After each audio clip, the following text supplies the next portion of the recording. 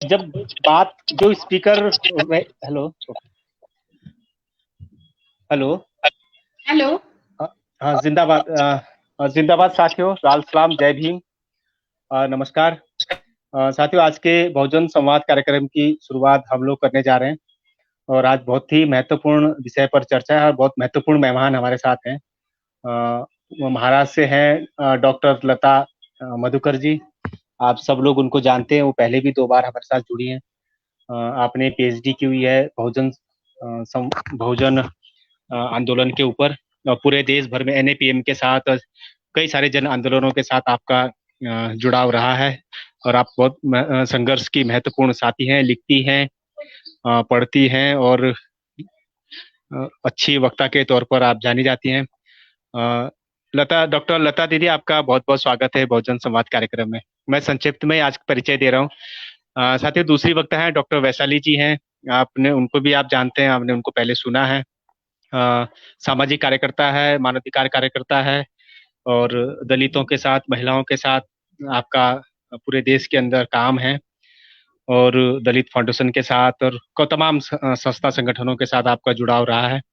हमारी संघर्ष की बहुत पुरानी साथी हैं, कई सालों का अनुभव है सामाजिक क्षेत्र में काम करने का। डॉक्टर वैशाली जी, आपका भी मैं बहुजन संवाद कार्यक्रम में स्वागत करता हूँ। तीसरी साथी हो हमारी उत्तराखंड से है, देहरादून से मालती हल्दर जी। बहुत चिर परिचित नाम है उत्तराखंड में, खास करके पहाड़ की महिलाओं के साथ एक सोशल एक्टिविस्ट के तौर पर पहाड़ की महिलाओं के साथ आप काम करती हैं और कई मुद्दों पर लिखने का काम, पढ़ने का काम आपका रहता है और आपका पूरा पारिवारिक बैकग्राउंड ही जन आंदोलनों का है, जन संघर्षों का है। मालती बहन, आपका स्वागत है बहुजन संवाद कार्यक्रम में।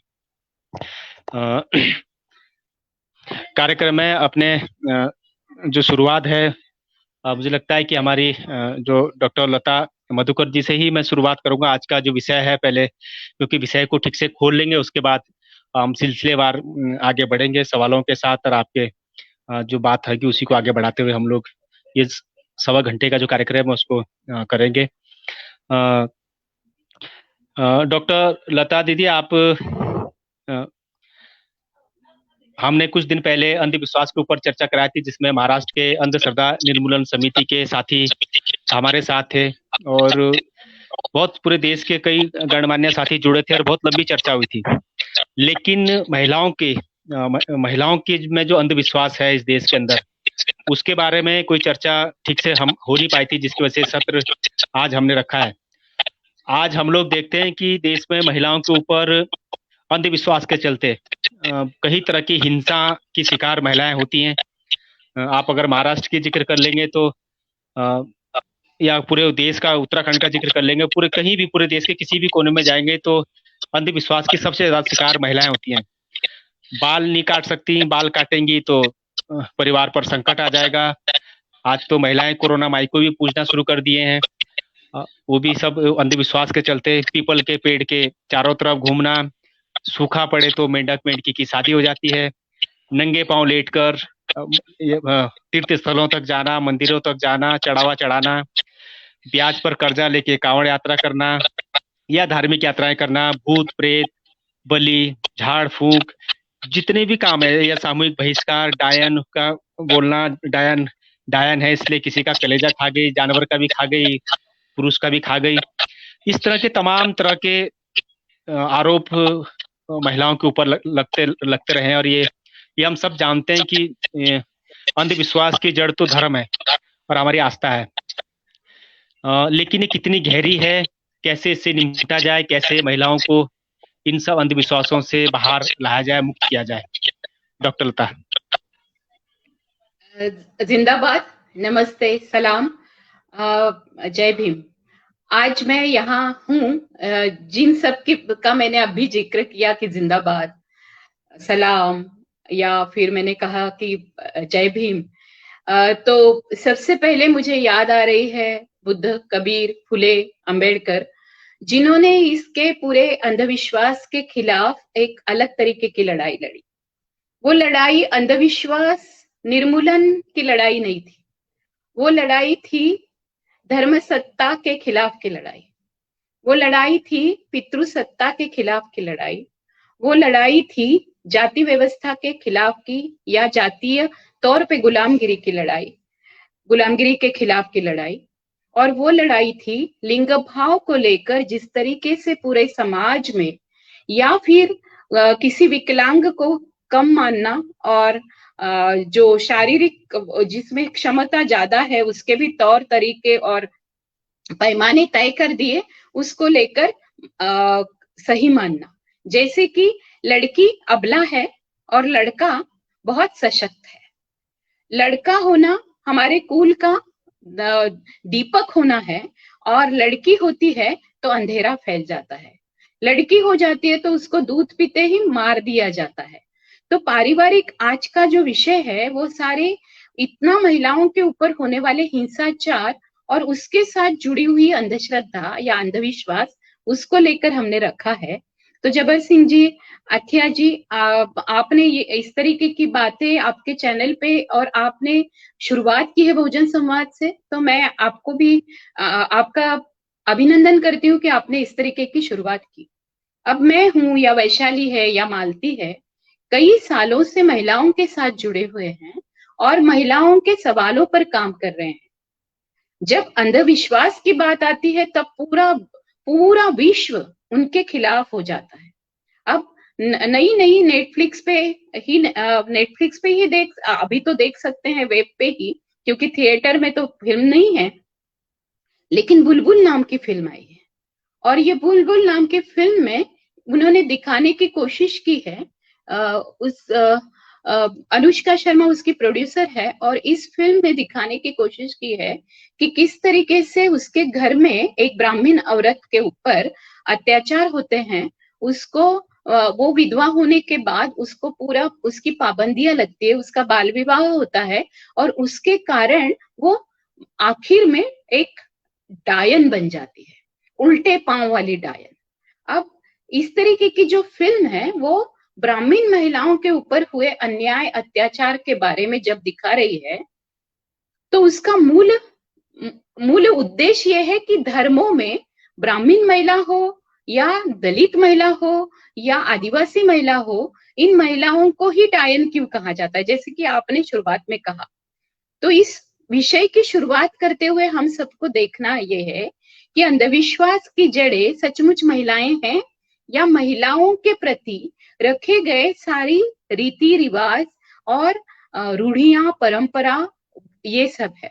अब परंपरा क्या है? जिस औरत ने बच्चा जना, वो अगर लड़का है, फिर वो मतिमंद भी हो, वो विकलांग भी हो, लेकिन लड़का जना है, कुल को दीपक दिया है, तो उसकी प्रतिष्ठा बढ़ जाती है। लेकिन अगर लड़की होती है तो घर में रोशनी नहीं होती है। धीरे धीरे औरतों ने ये शायद फ्रेज लाई होगी, कहावत लाई होगी कि बेटी धन की पेटी। कम से कम बाप को ये तो पता चले कि बेटी धन की पेटी होती है। लेकिन बाप या माँ या फिर घर के सारे लोग इसलिए नाराज है कि बेटी पराया धन है और उसके साथ हमको दहेज देना है। अब सवाल ये है कि ये प्रथाएं किसने शुरू की? ये तो धर्म सत्ता और पितृसत्ता से जुड़ी हुई बात है। अब औरत का जन्म नहीं होगा तो क्या इस देश में बाप यानी किसी पति का जन्म या पिता का जन्म या भाई का जन्म हो सकता है? तो औरत के जन्म से ये सारी चीजें जुड़ी है, लेकिन फिर भी औरत के जन्म को कमजोर मानना और उसके कारण इस तरीके की पहली नींव ही हमारे घर से, परिवार से, हमारे धर्म से, हमारे पूरे समुदाय से, हमारे सारे विचारों में और हमारी सारी भावना, जो चेतना है, अंतर चेतना है, उसमें भी ये अगर भर दिया है कि किसी ने एक ने अबला होना है और किसी एक का महत्व नहीं है। अब जब महत्व नहीं होता है किसी व्यक्ति को, जैसे किसान को देख लो, तो किसान आत्महत्या कर रहा है, खुदकुशी। लेकिन आप जो कह रहे हैं वैसे उस तरीके से एक भ्रम भी फैलाया गया कि औरतें ही अंधविश्वास की जड़ भी है और अंधविश्वास फैला रही है। लेकिन मैंने देखा है कि इसमें बहुत सारे लोग शामिल है, आदमी भी शामिल है, और अंधविश्वास फैलाने में और अंधविश्वास मजबूत करने में आदमियों का बहुत बड़ा स्वार्थ भी है। पितृसत्ता में वो स्वार्थ कैसा है? उसको आपको अबला कह दिया तो आपको घर में बैठा सकते हैं और फिर आपको एक घर की पूरी दीवारों में और घर के चूल्हे चौके में आपको समेट दिया, और आपके तरफ से आप अबला हो, आप कुछ नहीं कर सकती हो, तो आपके पिता के ऊपर बोझ डाल दिया आपके आपके वधु दक्षिणा का, और आपको आपका मूल्य लगा दिया वर का, और दहेज ले लिया। तो फिर वो दहेज यानी आदमी कमाए या न कमाए, लेकिन दहेज लाने वाली वो महिला होगी। तो फिर सवाल ये आता है कि अगर महिला अबला है तो वो दहेज क्यों लाए? लेकिन इस तरीके के लॉजिकल सवाल पूछने का कोई भी हक किसी धर्म सत्ता, पितृसत्ता, जाति सत्ता ने नहीं दिया है। इसलिए अंधविश्वास जो है वो पहले विश्वास करके फैलाया जाता है। विश्वास ये है कि आप अगर बरगद के पीछे फेरे मारे हो, और बरगद को 7 फेरे मारने के बाद 7 जन्मों तक आपको वो पति मिले। अब मेरी एक दोस्त कहती है, जो मुझे नारी केंद्र में मिली, वो बोली मुझे हमेशा आदमी पीटता था, मैं 7 जन्म अगर ऐसे आदमी को आदमी के लिए मांगूंगी वर, और 7 जन्म ऐसा पति मांगूंगी, तो मुझे हमेशा मारने वाला पति मिलेगा, जबकि मुझे इसी जन्म में उससे छुट्टी चाहिए। मुझे इस जन्म में भी उसके साथ रहना नहीं है, लेकिन मेरे लिए इस तरीके के रीति रिवाज बना दिए कि मैं बरगद के पीछे या करवा चौथ करती रहूं और सती सावित्री बनूं। आज किसी को भी सती सावित्री नहीं बनना है, सावित्रीबाई फुले जैसे आगे जाना है। इस तरीके का दौर 21वीं सदी में आया है, उसको हमें देखना पड़ेगा। आपके यहाँ, मैं वहां, आप जब बोलोगे तब मैं मेरी प्रस्तावना का यानी अंदर घुसना जो है, विषय प्रवेश जो है वो मैं कर रही हूँ। उस विषय प्रवेश में मैं 3 सवाल पूछना चाहती हूँ। एक ये है कि क्या अंधविश्वास केवल महिलाएं फैलाती है, या अंधविश्वास की जड़ें केवल महिलाओं में होती है? दूसरा ये कि अंधविश्वास हमारे मन में कब पैदा होता है? तीसरा ये कि अंधविश्वास के विरोध में जो आंदोलन इस पूरे देश में खड़े हुए, उन आंदोलनों ने जिस तरीके की चेतना फैलाने की कोशिश की, क्या उन्होंने पुरुषों के साथ काम किया? और अगर महिलाएं उसकी शिकार है तो महिलाओं के साथ किस तरीके का काम किया? अब अब्राहम कोवूर हो या विज्ञानानंद या प्रेमानंद, जिन्होंने इस तरीके की एक नींव रखी कि हमारे यहाँ इस तरीके के प्रयोग हो, और लोक विज्ञान आंदोलन पूरे देश में चला, और उसमें एक ऐसी बात उठी कि अंधविश्वास के खिलाफ हम बात करेंगे, जिसमें हमने देखा है कि श्याम मानव जी का आंदोलन हो, नरेंद्र दाभोल जी का। तो आज अंधश्रद्धा के खिलाफ बोलने वाले लोगों के कत्ल हो रहे हैं या उनके ऊपर हमले हो रहे हैं।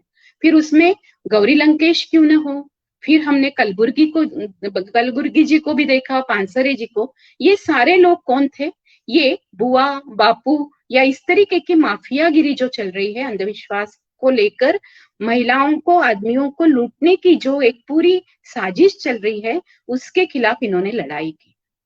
तो एक तरफ इस तरीके की साजिशें हैं जिसमें जो महिलाएं उसके खिलाफ आवाज उठा रही है, या जो सामान्य महिलाएं हैं उनको टंगा दिया जाता है। यूपी में 3 लड़कियों को टंगा दिया क्योंकि उन्होंने विरोध करना चाहा। तो इस तरीके के जहां जहां विरोध हो रहा है, उनको एक तो डायन कह के, या तो उनको विद्रोही कह के, या तो उनको अबला समझ के एक कोने में बाजू में रख के मार दिया जाता है। तो जहां जहां महिलाएं लड़ रही हैं, उसके बारे में ये कहा नहीं जाता है कि अंधश्रद्धा के खिलाफ वो लड़ रही है। और एक समझ ये है कि सबसे ज्यादा कौन है अंधश्रद्धा? तो जो ब्राह्मीण है वो महिलाएं अंधश्रद्धा नहीं है। जो दलित हुए हैं, जो अंबेडकर के आंदोलन से चेतना लेकर आई है, वो भी अंधश्रद्धा नहीं है। लेकिन सबसे ज्यादा 52% महिलाएं जो बहुजन समाज में, जो ओबीसी समाज में है, वो अंधश्रद्धा है, ऐसा माना जाता है। तो मुझे ये बहुत जरूरी है समझना कि ये कौन से सत्ता से आया। क्या इसके पीछे ब्राह्मणवाद नहीं है? क्या इसके पीछे हिंदू धर्मांधता नहीं है? क्या इसके पीछे ये विश्वास नहीं है कि शबरीमला में आप प्रवेश मत करो? क्या इसके पीछे ये विश्वास नहीं है कि अगर औरत शबरीमला में चली जाए तो मंदिर उद्ध्वस्त हो जाएगा? इसको लेकर एक छोटी सी कहानी, बिल्कुल 2 मिनट, शायद 30 सेकंड में ही पूरी हो। मेरे बचपन में ऐसा था कि आप अगर आपका मासिक स्राव शुरू है और आप उस समय मंदिर के आसपास भी जाती हो तो वहां के हनुमान जी बहुत जागरूक है और इसलिए वो जागरूक हनुमान बाहर आ जाएंगे। तो मैं 9वीं में थी और मुझे मासिक स्राव शुरू हो गया था। वो 4 दिन मेरे शुरू थे और मैं स्कूल गई थी। स्कूल के पास ही मारुति का मंदिर था और ये मारुति जागृत मारुति या जागृत हनुमान माने जाते थे। वो 4 दिन मैं लगातार हनुमान जी के मंदिर के आसपास घूमती रही। उस मंदिर के पहले पहले तो मैंने थोड़ा सा डर था, लेकिन पहले यानी उसकी सीढ़ियां चढ़ी, फिर उस मंदिर में गई, उस मंदिर को मैंने प्रदक्षिणा मारी, उस मंदिर में गई, उस भगवान को हाथ लगाया। चौथे दिन तक भी हनुमान जी प्रकट नहीं हुए, ना ही वो मंदिर उद्ध्वस्त हुआ। तो मैंने जाके माँ को बोला कि ये जो सारी झूठी कहानियां फैला रहे हैं कि कोई मासिक स्राव होने वाली और लड़की वहां जाती है तो हनुमान जी प्रकट होंगे, तो एक तो हनुमान जी नहीं है, वो प्रकट नहीं हो रहे, या तो फिर मासिक स्राव वाली कोई भी लड़की अछूत नहीं मानी जानी चाहिए। तो मुझे लगता है जिस विज्ञान ने मुझे इस तरीके की चिकित्सा दी, जिस फुलेबाद अम्बेडकरवाद ने मुझे इस तरीके की चिकित्सा करने की एक बहुत बड़ी नजर दी, एक दृष्टिकोण दिया, तो उस तरीके का दृष्टिकोण हमारे देश में क्यों नहीं फैला और अभी भी जिसका आपने जिक्र किया उस तरीके की अंधश्रद्धाओं का फैलाव ज्यादा हो रहा है, ये भी सोचने की जरूरत है। और इस तरीके के विषय में आते हुए एक बात बता दूं, इन सारे आंदोलनों में एक बहुत बड़ा जागृति गीत रहा है। वो जागृति गीत की 2 लाइनें बता दूं तो फिर बाकी सारे वक्ताओं को भी अपने अपने जगह की बातें करना बहुत अच्छा होगा। एक गीत था, चप्पल टूटी यल्लम्मा, किस्मत फूटी यल्लम्मा, शराब पी रहा है यल्लम्मा, अरे शराब नहीं पी रहा है यल्लम्मा, लड़का नहीं हो रहा है यल्लम्मा, अरे लड़की हुई यल्लम्मा। यानी सारा दोष जो है वो इस देवी के ऊपर है और उस देवी के की मुझे पूजा करने से ही ये सारी चप्पल भी दुरुस्त हो जाएगी, मेरे घर की शराब भी बंद हो जाएगी। इस तरीके के विश्वास फैलाए जाते।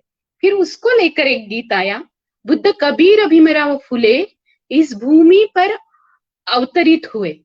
ये उन्होंने क्या किया, तो उन्होंने घर घर घर में इस तरीके की चेतना जगाई कि अंधविश्वास दूर भागा और फुले और आंबेडकर का विचार मन में जागा। तो इस तरीके के गीतों के द्वारा आज देश में बहुत सारे जगह पे आंदोलन भी चल रहे हैं, लेकिन उन आंदोलनों का जिक्र हमारे बहुत सारे वक्ता जो अंधविश्वास के खिलाफ लड़ रहे हैं, उनको नहीं पता है कि महिलाओं ने किस तरीके की शक्ति इकट्ठा की है, जिसमें वैशाली भी जुड़ी है और जिसमें मालती जी भी जुड़ी है। तो और जबर सिंह आपकी भी पत्नी कला जी भी जुड़ी है। तो आटिया जी के बारे में मुझे मालूम नहीं, लेकिन अगर इस तरीके का काम महिलाएं कर रही तो उसका जिक्र भी हर समय अंधविश्वास के बारे में बोलते हुए होना चाहिए, ऐसा मुझे लगता है। जी, मैं अगला सवाल मालती जी की तरफ आता हूँ।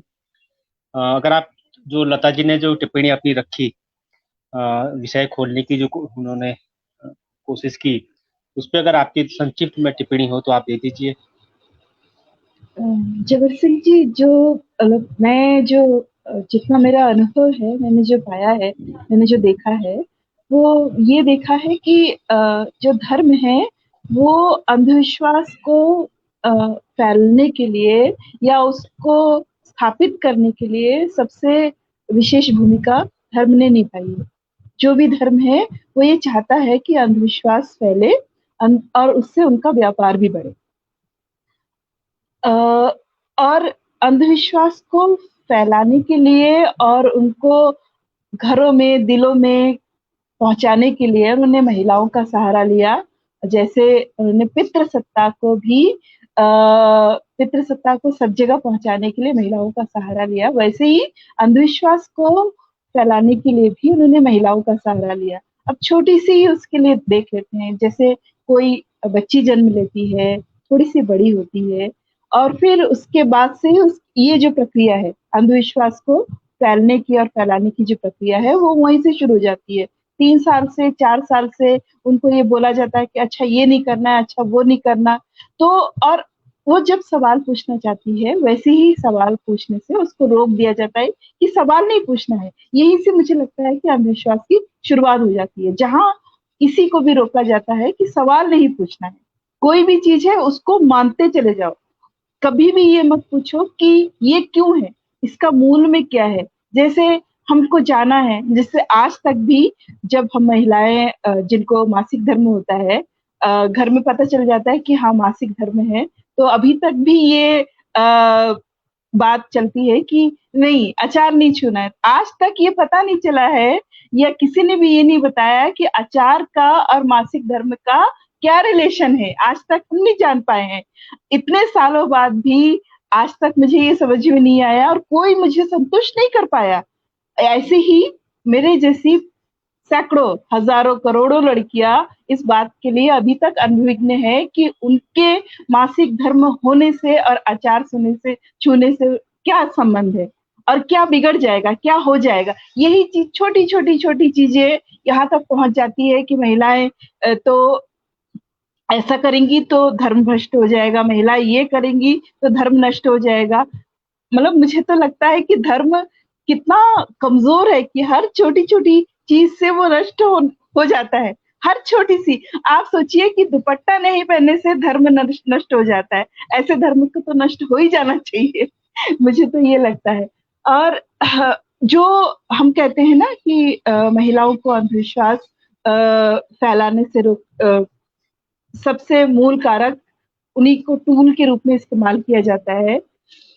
मुझे लगता है वो हर कदम पे ही वो चाहते हैं कि अंधविश्वास बढ़े और महिलाएं पीछे रहे, और उसके लिए सब सारे के सारे जो लोग हैं धर्म के जो इर्द गिर्द जो स्थापना करना चाहते हैं, जो इस देश को, इस समाज को प्रगतिशीलता से रोकना चाहते हैं, वो सभी लोग यही चाहते हैं कि अंधविश्वास और धर्म का चोली दामन का साथ रहे और दोनों एक दूसरे को नरिश करते रहे, एक दूसरे को पालन पोषण करते रहे। और उसके लिए मुझे लगता है कि सबसे ज्यादा वो स्त्रियों का, वो ऐसी महिलाओं का, आप देखिए कि कितने, मतलब आपको घर में व्रत लेना है और इसका व्रत लेना है, उसका व्रत लेना। अभी कुछ दिन पहले तुलसी माता का व्रत हुआ, कभी ये नहीं बताया कि तुलसी के औषधीय गुण की वजह से उसकी वैल्यू है, लेकिन उसकी पूजा क्यों करनी है ये आज तक समझ में नहीं आया। क्यों पूजा करनी है? उसकी एक वैल्यू है, मतलब उसकी जो मेडिसिनल वैल्यू है उसका आप प्रचार कीजिए। क्यों उसकी पूजा करने में, और पूजा में भी किसका, महिलाएं, सिर्फ महिलाएं करेंगी उसकी पूजा। अरे आप अगर उसकी किसी की मेडिसिनल वैल्यू है तो दोनों ही, महिला पुरुष दोनों इसका बेनिफिट लेंगे, तो सिर्फ महिलाएं क्यों उसकी पूजा करें? इतने, मतलब ये जो छोटी छोटी चीजें हैं वो इतनी बढ़ जाती है कि हमको डायन, उल्टा और पता नहीं क्या क्या उपाधि दे करके उनको इस स्थिति में पहुंचाया जाता है। मैं पहाड़ में रहती हूँ, पहाड़ में एक कोई महिला अगर जिनका बच्चा होता है, पहाड़ का जो भौगोलिक है वो बहुत मतलब दूर दूर तक गांव है, और जो नल है या जो भी स्रोत है पानी का वो काफी दूर होता है। आप सोचिए एक महिला को बच्चा हुआ है और उस महिला को बच्चा होने के बाद उनके जो कपड़े हैं वो गंदे कपड़े, वो धोने के लिए 3 या 4 किलोमीटर नीचे धारे में जो सार्वजनिक जल स्रोत है वहां उनको जाना पड़ता है। वहां जाकर के उनको खुद, आप सोचिए जो खुद मतलब अभी बच्चा जनी है वो, उसको सिर्फ इसके लिए कि कोई और नहीं करेगा क्योंकि उसके गंदे कपड़े वो खुद जाकर के धोएगी। आप सोचिए उसके यूट्रस पे क्या प्रभाव पड़ेगा उसका। ये कभी ये नहीं सोचा जाता है, कभी इस बारे में बात नहीं की जाती है। मतलब आप सोचिए कि जितने भी अंधविश्वास है सबका जो रिलेशन है, जो संबंध है वो महिलाओं के स्वास्थ्य पे पड़ता है, और महिलाओं का स्वास्थ्य फिर वो उसका मेंटल स्वास्थ्य, उसका मानसिक स्वास्थ्य। आप सोचिए कि इस तरह से उसको हर एक कदम पर ये एहसास कराया जाता है कि आपका जो शरीर है वो आपके लिए गर्व का विषय नहीं है, बल्कि आपके लिए बहुत घिनौनी चीज है। आपका शरीर, आप कभी उस पर गर्व नहीं कर पाएंगे। आप कभी भी अपने प्रति ये जो कहते हैं ना कि एक मेरा स्वाभिमान है, मेरा शरीर मेरा स्वाभिमान है, ये आप कभी महसूस नहीं कर पाएंगे, क्योंकि आपको इस तरह से बना दिया गया है। 3 साल से ये बता दिया गया है कि आप ये कपड़े पहन के बाहर मत जाओ, या ये कपड़े पहन के आप खेलो मत, आप ऐसा मत करो, आप ऐसा मत करो। तो ये जो पूरा का पूरा जो कंडीशनिंग है हमारी, वो और धर्म, इन दोनों ने मिलकर के महिलाओं को अंधविश्वास को फैलाने के लिए सबसे मजबूत स्तंभ, सबसे मजबूत काम किया है। और उसकी जो पूरी उसकी जो मतलब बैकलॉग्स है वो हम लोग देख रहे हैं। जी, इससे पहले कि मैं डॉक्टर वैशाली जी से कुछ सवाल पूछूं, आपसे मेरी विनती है कि डॉक्टर लता दीदी ने और मालती ने जो अपनी बात रखी, उसको लेकर के अगर आप उस बात को आगे बढ़ाना चाहें तो आप अपनी बात रख सकते हैं, फिर मैं अगले सवाल की तरफ जाऊंगा। यस, इस दोनों ने काफी विस्तार से बात रखी है, तो मैं उसके एक दूसरे पहलू पे बात रखना चाहूंगी कि जो बातें हो रही हैं उसका एक बेसिस है, और मैं उसको देखती हूँ कि एंगल्स ने कहा था private origin of private family, private property and state, इस बुक में एक्सप्लेनेशन करते समय कि हम डोमेस्टिक स्फीयर किसको मानेंगे और डोमेस्टिक स्फीयर मतलब आया ही कहाँ से। तो ये एक फैमिली इंस्टीट्यूशन का पार्ट है, और फैमिली इंस्टीट्यूशन में सारे तरीके बनाए गए हैं जिससे कि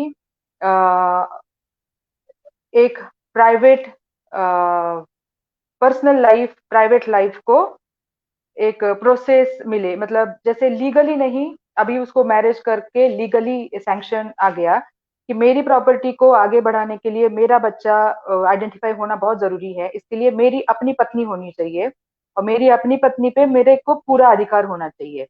तो ये यहाँ से बात शुरू होती है अधिकार को लेके, पावर को लेके, और टू कंटिन्यू सर्टन सिस्टम। तो ये सिस्टम को आगे चलाने के लिए जितना कुछ हो सकता है उतने सारे रूल्स रेगुलेशंस आ गए, और कुछ विश्वास का पार्ट है, कुछ अंधविश्वास का पार्ट है, और कुछ है जिसको एकदम से कल्चर में ढाला गया, जिसकी बात दोनों वक्ताओं ने की कि हमें बनाया जाता है, जैसे उसको सिमोन द बोर कहती है कि महिलाओं को बनाया जाता है। वो बायोलॉजिकली महिला और पुरुष ऐसा नहीं होता, जो परफॉर्मिंग जेंडर होता है वो परफॉर्म कहती है एज अ महिला, और एक मर्द भी परफॉर्म करता है एक मर्द की तरह। तो ये इसी कल्चर में हर किसी को ढाला जाता है, और हर कोई वहां से लर्न करके वो एक बिहेवियर पैटर्न बना के उसको फॉलो करता है, और उसमें ये सारी चीजें आ जाती हैं कि औरतों को क्या करना अलाउड है, औरतें क्या कर सकती है क्या नहीं कर सकती है, मर्दों को क्या करना अलाउड है, क्या कर सकती है क्या नहीं कर सकती है। अंततः इसमें बहुत बड़ी बात यह है कि इसमें होता है डिस्क्रिमिनेशन, इसमें है डबल स्टैंडर्ड और सब्जुगेशन है। विमेन को ऑल द टाइम सबऑर्डिनेट की तरह देखा गया है, इस्तेमाल किया गया है इन अंधविश्वासों का, जिसमें मालती जी कह रही थी कि बॉडी शेमिंग है, आप औरत की बॉडी में पैदा हुए हैं तो एक निचला दर्जा है, इम्प्योरिटी है, जैसे कास्ट से लता जी ने उनको जोड़ा था। और फिर आपकी बॉडी और आपके बॉडी रिलेटेड जितने भी एस्पेक्ट्स हैं उन सबको आपको ये पावर है, ये पावर है किसी को नीचा दिखाने की और किसी को ऊपर दिखाने की। इन सारी चीजों पे फेमिनिस्ट थियोरी, मतलब छोटी छोटी चीज पे बड़ी बड़ी थियोरीज डेवलप हो चुकी हैं अभी तक भी। तो अभी अगर इस मामले में इस तरीके से इन सारी चीजों को देखें तब हम डोमेस्टिक वायलेंस की बात तक आ सकते हैं। मुझे लगता है मैं अपनी बात मतलब अंधविश्वास को लेके यहाँ तक रोक देती हूँ क्योंकि बातें हो गई हैं। बस और थोड़ा सा इसको जोड़ूंगी कि अंधविश्वास तभी अंधविश्वास एक एस्पेक्ट है दूसरी एस्पेक्ट की तरह। फॉर एग्जाम्पल ये जो लेन देन होता है महिला पुरुषों का फैमिली इंस्टीट्यूशन में और आउटसाइड फैमिली, जब लताताई ने बोला कि ये जब डायन करार दिया जाता है, कोई विरोध करता है, कोई अपनी पावर अपनी बात रखना चाहता है, तब जाके पब्लिक स्पीयर में पब्लिक पॉलिटिक्स आ जाता है, तब प्रेशर है और उसको एक संगठित रूप से कंट्रोल किया जाता है, और घर से शुरू हुई बात बाहर तक जाती है और स्टेट भी बाद में उसको एक सपोर्ट स्ट्रक्चर की तरह काम करता है। तो उस सेंस में हमें इस सारे चीज को देखना चाहिए। और जैसे स्टेट मतलब पब्लिक प्राइवेट जो स्पीयर है उसमें जब स्टेट का एंट्री होता है जो विश्वास अंधविश्वास को लेके होता है, तो फिर जब स्टेट उसको प्रोटेक्ट करने के लिए आता है तब डोमेस्टिक वायलेंस एक्ट की बात आती है। तो मुझे लगता है कि यहाँ से हम अभी डोमेस्टिक वायलेंस के लिए प्रोसीड कर सकते हैं। मैं अपनी बात अंधविश्वास को लेके यहीं पे रोकती हूँ, फिर आगे आप। मेरे एक दो और सवाल है, क्योंकि अंधविश्वास की तरफ ही जाएंगे तो वहीं से फिर जो घरेलू हिंसा है उसकी तरफ भी हम लोग बढ़ेंगे। डॉक्टर लता जी से मेरा सवाल है, क्या ये जो धर्म, भगवान और वो शायद चली गई हैं जी, हेलो, आप दोनों मुझे सुन रहे हैं ना?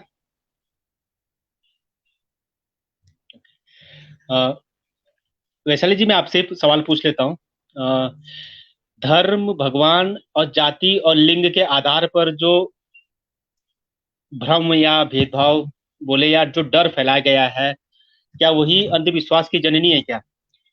क्योंकि दूसरा, हम अंधविश्वास के ऊपर तो बात करते हैं, ये अंधविश्वास है, वो अंधविश्वास है, लेकिन अंधविश्वास के ऊपर बात करते समय, चाहे किसी भी तरह के अंधविश्वास के ऊपर बात करें, हम कभी भी हमारी टिप्पणी किसी धर्म के खिलाफ, किसी भगवान के खिलाफ ना चली जाए, इस बात का हमेशा ध्यान रखते हैं। तो क्या ये सब करते हुए, क्योंकि एक तरफ हम कहते हैं कि धर्म और भगवान ये सब अंधविश्वास की जननी है, और दूसरी तरफ हम इस पे टिप्पणी करने से बचते हैं, तो ऐसे में क्या अंधविश्वास की पे हम ठीक से हमला कर सकते हैं क्या? ये धारदार हमला है क्या हमारा?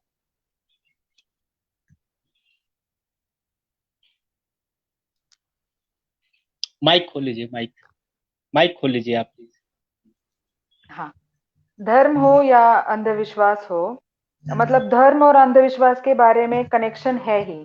रिलीजन एक इंस्टीट्यूशन है, फैमिली एक इंस्टीट्यूशन है, और स्टेट इंस्टीट्यूशन है। तो इसको एग्जीक्यूट करने का अपना एक तरीका है।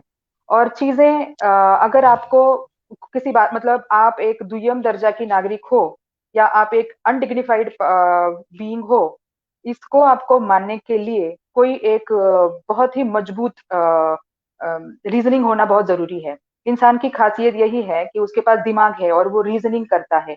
इंसान में ये बहुत ही बड़ी खूबी है। बिना रीजनिंग के कोई भी इंसान इस दुनिया में कुछ भी मानने को रेडी नहीं होता है।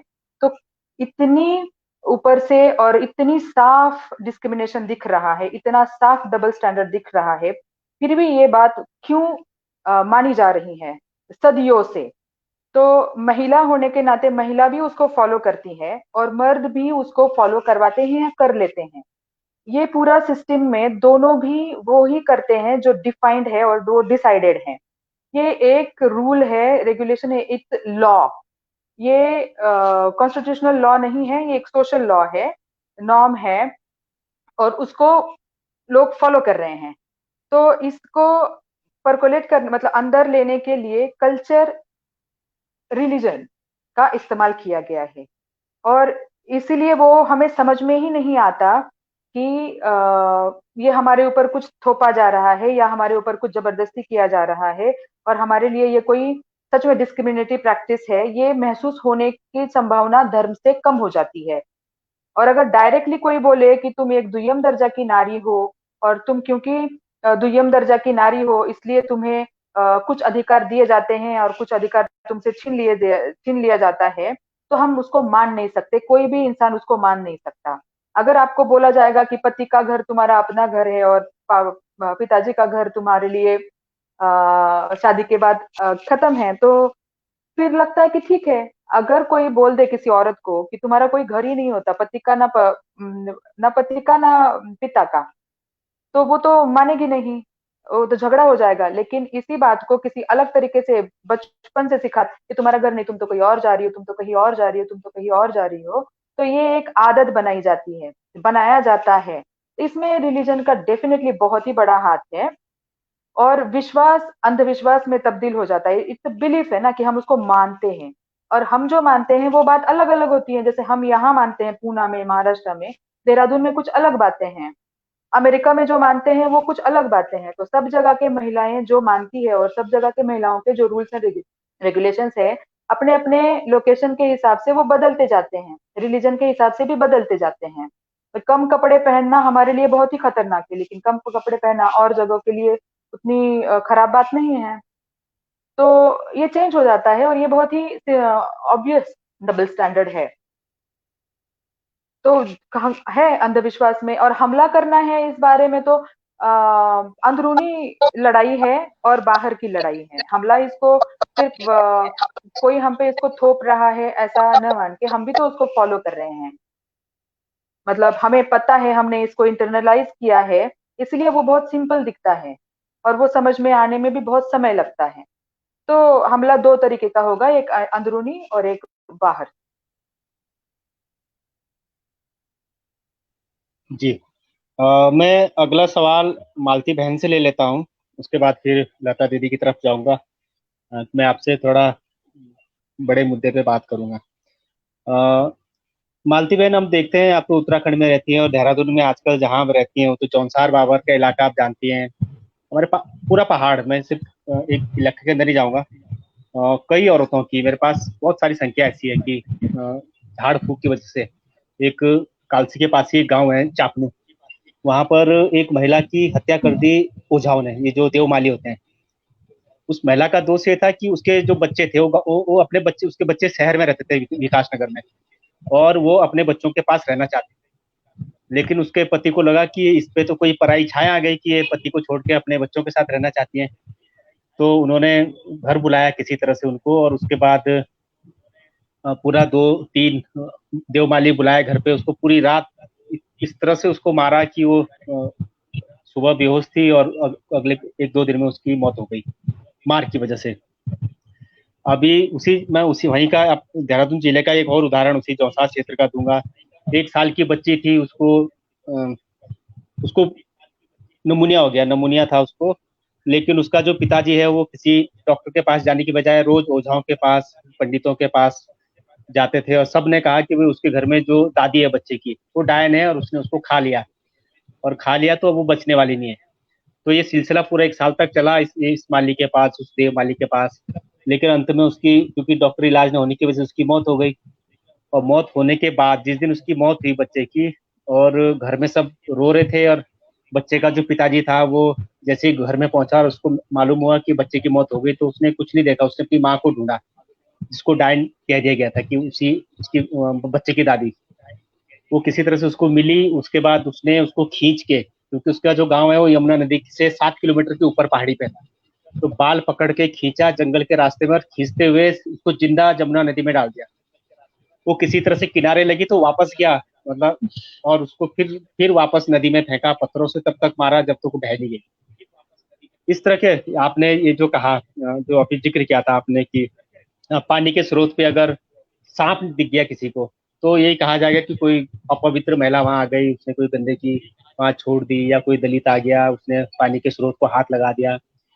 तो ये उत्तराखंड में खास करके, क्योंकि उत्तराखंड देवभूमि है, देवों की भूमि से कहा जाता है, और जिसकी वजह से तमाम तरह के अंधविश्वास यहाँ के है। घाट घाट का पानी बदलेगा तो घाट घाट में अंधविश्वास भी बदलेंगे, परंपराएं बदलेंगी, और उस परंपरा के शिकार ज्यादातर दलित है और महिलाएं। इसको लेकर के मैं आपकी टिप्पणी चाहूंगा।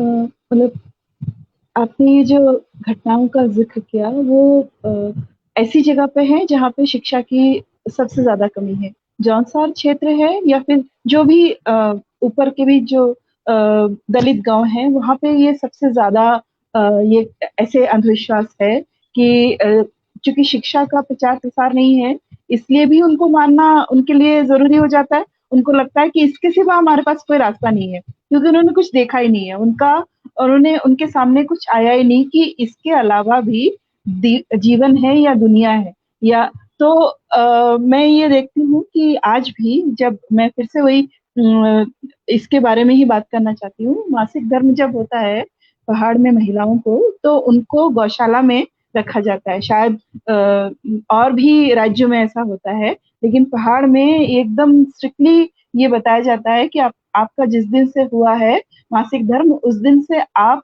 किचन के अंदर या फिर वो जो घर है उसके अंदर नहीं आएंगे, बल्कि एक गौशाला है जो घर से थोड़ा सा दूर होता है, वहां जाके आपको रहना है। और खाना भी जो सबसे न्यूनतम प्रोटीन जिसमें होता है, वैल्यू जिसकी होती है, न्यूट्रिशनल वैल्यू, वो उनको दिया जाता है। उनको लगता है कि इस टाइम पे अगर अच्छा खाना खिलाया जाएगा तो उनका मन विचलित हो जाएगा, जबकि इस टाइम पे सबसे ज्यादा पोषण की जरूरत होती है, लेकिन उनको ये नहीं दिया जाता। और उसके बाद आप सोचिए कि क्या प्रभाव पड़ता होगा उनके शरीर पे, उनके मन पर, उनकी आत्मा पर, एक ऐसे समय में जब उसको सबसे ज्यादा प्यार की जरूरत है, सबसे ज्यादा पोषण की जरूरत है, उनको घर से अलग दूसरी जगह पे बिठा दिया जाता है। हाँ, लेकिन सारे श्रम उनको करने पड़ते हैं। आप सोचिए कि वो 6 या 7 किलोमीटर जब वो मासिक धर्म का पहले दिन होता है, जब उसको सबसे ज्यादा दर्द होता है, तब वो 6 या 7 किलोमीटर जाएगी जंगल में और घास लेने जाएगी, सारा खेत का काम करेगी, सारे जो श्रम के जितने भी काम है वो सारा करेगी, और उसके बाद उसको क्या मिलेगा? 2 रोटी और थोड़ी सी सब्जियां, नहीं भी होगी तो नमक के साथ खा लेगी। तो ऐसी स्थिति में उसकी आत्मा, उसके मन, उसके जीवन में क्या प्रभाव पड़ता है? ये पूरे 55 साल वो ऐसा करके आई है, और उसके बाद फिर आपने ये जो कहा है कि वो डायन है, वो उसको कुछ भी अगर होता है तो सबका दोष उस महिला को दिया जाता है। तो ये होगा ही क्योंकि शिक्षा का ना प्रचार प्रसार है, और ना ही पुरुषों ने कभी उनको मुख्य धारा में, उनको किसी भी निर्णय में उनका राय ली गई है किसी भी उसमें। आप सोचिए कि एक महिला का पहाड़ में, एक महिला के मतलब ठीक है वो सारा काम करती है, वो 17-18 घंटे काम करती है अपने प्रतिदिन, वो जंगल जाती है, वो खेत जाती है, पूरा सिर्फ पहाड़ में जो पुरुष है वो हल लगाने का काम करते हैं, बाकी का पूरा काम महिलाएं करती है। और उनको क्या मिलता है? कुछ नहीं मिलता है, ना वो श्रमिक है, ना वो किसान है, और ना ही घर में उनको किसी प्रकार का दर्जा दिया जाता है। और लेकिन जब कुछ भी घर में अगर गलत होता है, उसका पूरा का पूरा जिम्मा महिलाओं पे डाला जाता है कि तुम्हारे अंदर कोई बुरी आत्मा है जिसकी वजह से हमारा हमारा अच्छा नहीं हो रहा है। क्या अच्छा होगा जब उसको कुछ मिला ही नहीं? आप सोचिए, उसके सारे अधिकार आपने छीन लिए हैं, कभी उसको प्रेम नहीं दिया, कभी उसकी इम्पोर्टेंस नहीं दी, और उसके बाद आप उससे ये उम्मीद करते हैं कि आपके बारे में अच्छा सोचेगी। तो ये तो मतलब मैं ये सब महसूस किया मैंने, इसलिए अब मैं आपको बता रही हूँ। और ये पूरे मुझे लगता है कि ये सिर्फ एक पहाड़ का किस्सा नहीं है, ये पूरे देश का और संभवतः विश्व का भी यही किस्सा है कि महिलाओं का जो मूल्य उनको मिलना चाहिए, जो प्रेम उनको मिलना चाहिए, जो सम्मान उनको मिलना चाहिए, उससे उनको बायकॉट किया गया है। और उसका पूरा का पूरा जो वो है श्रेय जाता है, वो धर्म पे जाता है, और अंधविश्वास ही इसका मूल कारण है, जो उनको उनके अधिकार उनको छीनने की कोशिश की जा रही है। लता दीदी, आप ये सब राम रहीम जैसे बाबा लोग को आप, और बाबू आसाराम बापू, ये सब इनकी जो करतूतें हैं वो सब अछूती नहीं है। धर्म कहता है कि तन मन और धन सब गुरु को अर्पित कर दो। गुरु मतलब बाबा भी होते हैं। क्या धर्म की जो ये शिक्षा है, ये जो बाबा रामदेव या राम रहीम जैसे लोगों को, महिलाओं को जैसे गुमराह करने में आसानी देते हैं, या इसके अलावा क्या कारण है कि कौन सा ऐसा अंधविश्वास है, कैसे ऐसी तर्कशीलता, बौद्धिकशीलता है इन बाबाओं के पास कि महिलाएं उनके षड्यंत्र में आ जाती हैं?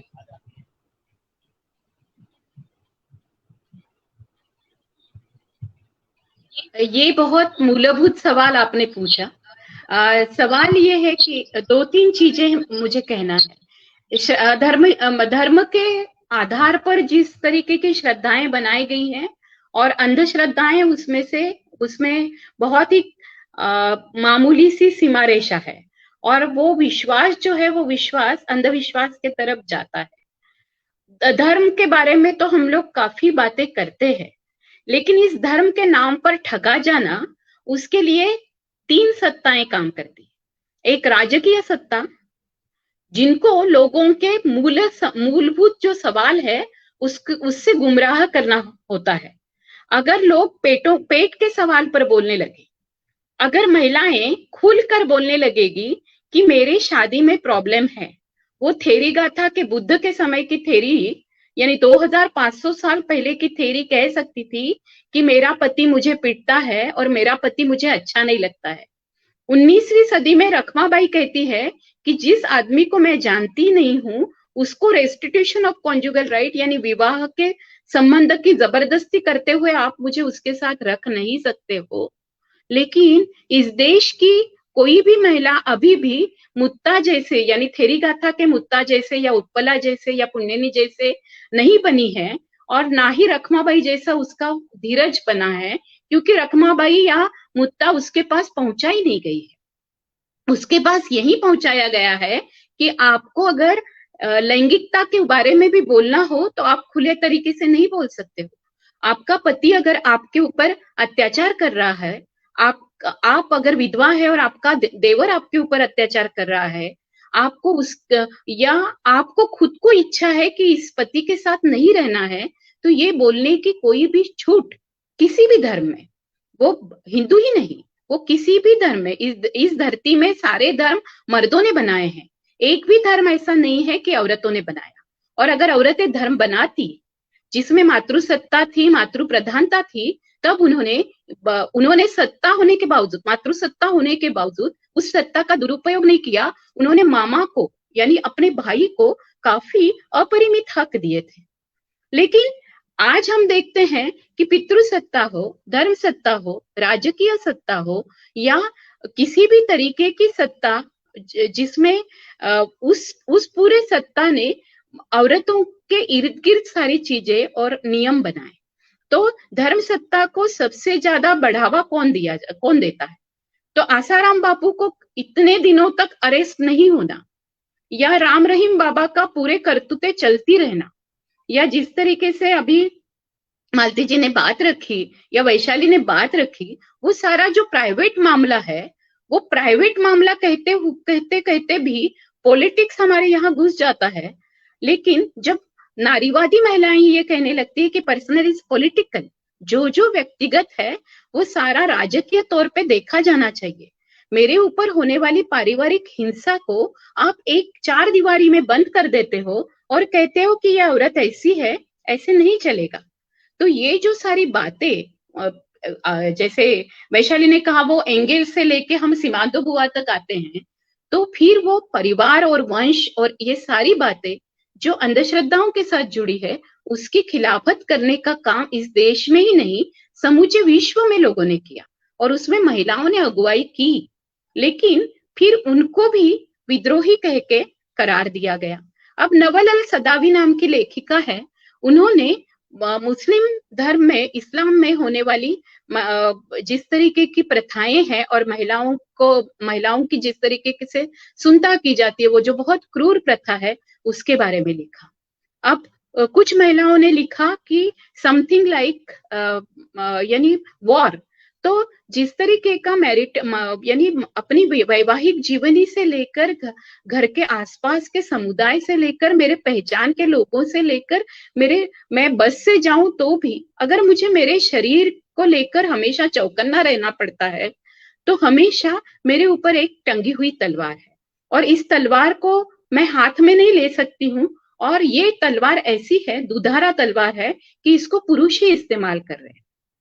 इसलिए जब भी किसी औरत के ऊपर भी बलात्कार होता है तो उस समय उसके चरित्र के ऊपर उंगलियां उठती है। तो ये जो कैरेक्टर असैसिनेशन है, वो कभी आसाराम बापू को, जो आपने मुझे सवाल पूछा, तो अभी भी आसाराम बापू ये कैरेक्टर असैसिनेशन के शिकार नहीं बने। इन सारे बापू बुआओं को देख लीजिए, नरेंद्र दाभोलकर जी जब लड़ रहे थे तो वहां वो नरेंद्र महाराज की केस चल रही थी। आज हर एक जगह पे बहुत सारे बुआ बापू माँ पैदा हुई है और ये इन सारे आश्रमों में भी जो चलता है वो अगर लैंगिकता को लेकर चलता है और औरतों को इस्तेमाल किया जाता है उनकी इच्छा के खिलाफ, और ये भी कहा जाता है कि आपको वो पुत्र देंगे। ये पुत्र नाम के पीछे भी बहुत सारी धारणाएं हैं। ये पुत्र ही क्यों चाहिए इस पूरे परिवार को? और अब लड़कियां क्यों नहीं चाहिए, ये भी देखने जैसी बात है। अगर पुत्र मोक्ष देता है, तो मैंने अभी ना कुछ ये मेरा जो कोरोना पीरियड है, उस कोरोना पीरियड में मैंने चारों वेद पढ़ डाले। मेरी 2 दोस्त हैं, हम चारों ने मिलकर तय किया कि वेदों का पूरा पढ़ाई करेंगे कि क्या क्या ढकोसला है और किस तरीके से हमको उल्लू बनाया गया है। बाबा साहब ने तो लिखा ही, फुले जी ने लिखा, लेकिन ये वेद में हमको ये भी बताया गया कि गार्गी मैत्रेयी थी, लेकिन गार्गी मैत्रेयी, लोपामुद्रा, अश्वघोषा के नाम आगे करके उन्होंने वेदों के साथ जो चाल चली है, वो चाल ये है कि जो मालती जी कहते हैं कि जैसे महिलाओं ने क्या क्या करना है वो तय किया गया, तो वो धर्म सत्ता में तो आर्यों ने लिखा कि महिलाएं कहीं भी नहीं होगी। आर्यों के पूरे वेदों में उन्होंने कहा कि इस विश्व की उत्पत्ति केवल पुरुष ने की है, तो पुरुष केंद्रीय है वेद। और वो पुरुष कौन है? वो उन्होंने अपौरुषीय शब्द इस्तेमाल किया, लेकिन वो ब्रह्मा है, तो ब्रह्मा से पूरे विश्व की उत्पत्ति होगी। अब क्रिश्चियन धर्म कहता है कि आदम से सारी उत्पत्ति होगी, और ईव ने एप्पल खा लिया इसलिए उसको पाप लग गया। तो पाप का सारा जिम्मा औरतों के ऊपर सारे धर्मों ने डाल दिया, और पुण्य का सारा जिम्मा आदमियों के ऊपर डाल दिया। अरे भाई, कोई भी हो, बिल्कुल वर्जिन कहने वाले भी चीजों में जब माता बनती है औरत, तब माता ही समझ सकती है कि उसका बच्चा किसका है। आप कौन हो कि तय करने वाले कि मुझे, यानी जिस तरीके की सत्ता उसके आधार पर है कि ये मेरा बच्चा है, ये मेरा पुत्र होगा और ये पुत्र ही आगे जाके वंश चलाएगा। ये कुछ कॉमन बातें हैं। वैशाली जी ने 2 बातें रखी, उसमें मेरी सहमति है कि हर एक धर्म जाति के विश्वास अंधविश्वास अलग है, लेकिन कॉमन विश्वास जो है, यूनिवर्सल सार्वत्रिक विश्वास ये है कि औरतें हमेशा कमजोर है। इसलिए वर्जीनिया वुल्फ कहती है कि इतने बड़े अमीर उमराव घर में उसका जन्म हुआ, और वो कहती है कि मुझे लिखने के लिए कमरा नहीं, लिखने के लिए इजाजत चाहती थी वर्जीनिया। शोर्जनर ट्रूथ कहती है कि आप सब औरतों को देख रहे हो कि क्या मैं औरत नहीं हूं? एक अश्वेत महिला इस तरीके का सवाल पूछती है। एलिस वॉकर कहती है कि एलेक्स हेले के रूट्स में सब कुछ लिखा गया है, लेकिन गुलामी का ये सारा झटका औरतों को किस तरीके से सहन करना पड़ा, उसकी कहानियां भी है।